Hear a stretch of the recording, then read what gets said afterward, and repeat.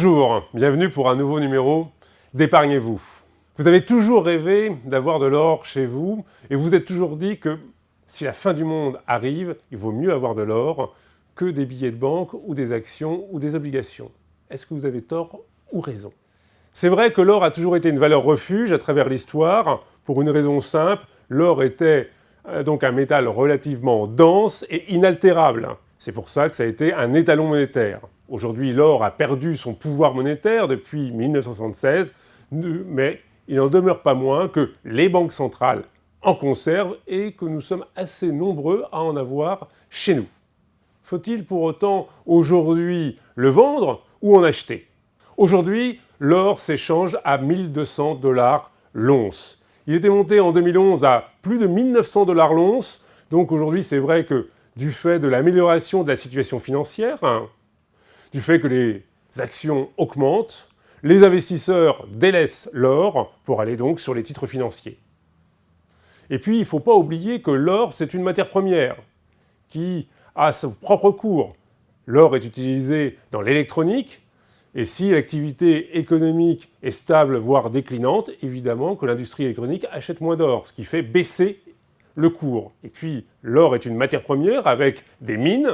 S'il y a beaucoup de mines ouvertes qui produisent beaucoup d'or, évidemment, automatiquement, ça fait baisser le cours de l'or. Nous sommes exactement dans cette situation où il y a beaucoup de minorifères qui ont investi du fait des cours élevés des années 2008 jusqu'à 2011, et d'autre part, l'activité économique, et en particulier industrielle, est plutôt aujourd'hui en stagnation.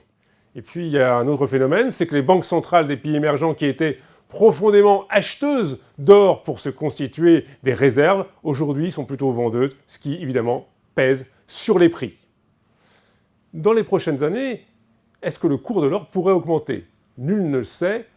Je dirais que s'il y avait une crise de l'euro majeure, s'il y avait un problème financier, diplomatique, international majeur, le cours de l'or augmenterait. C'est une valeur refuge, mais il faut savoir que l'or en tant que tel ne rapporte rien, il n'y a pas d'intérêt, il n'y a pas de dividende, il y a en revanche des frais de garde si vous le mettez dans une banque ou donc dans un coffre dans un lieu sûr, et d'autre part, il faut pendant des années attendre que, évidemment, la crise survienne. Il faut savoir que de 1980 jusqu'à 2005, le cours de l'or est resté stable autour de 500 €, quand, au moment justement du second choc pétrolier, il était monté à près de 2000 $ l'once.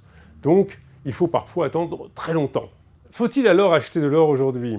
Mon conseil, c'est qu'il faut attendre. À 1200 $ l'once, je dirais que le cours est encore élevé.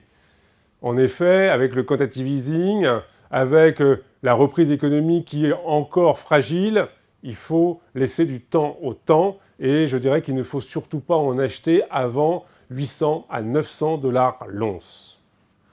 Si vous souhaitez en acheter, il faut savoir également quel régime fiscal vous sera appliqué.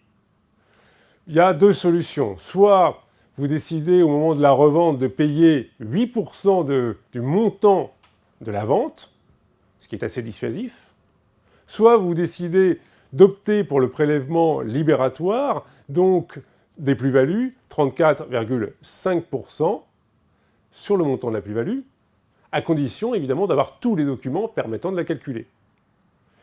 D'autre part, il y a une exonération en fonction de la durée de détention. Vous serez exonéré de plus-value 22 ans après l'achat de l'or. Donc il faut conserver évidemment toutes les preuves d'achat en la matière pour être sûr donc de bénéficier de l'exonération. Merci et à très bientôt pour un prochain numéro d'Épargnez-vous.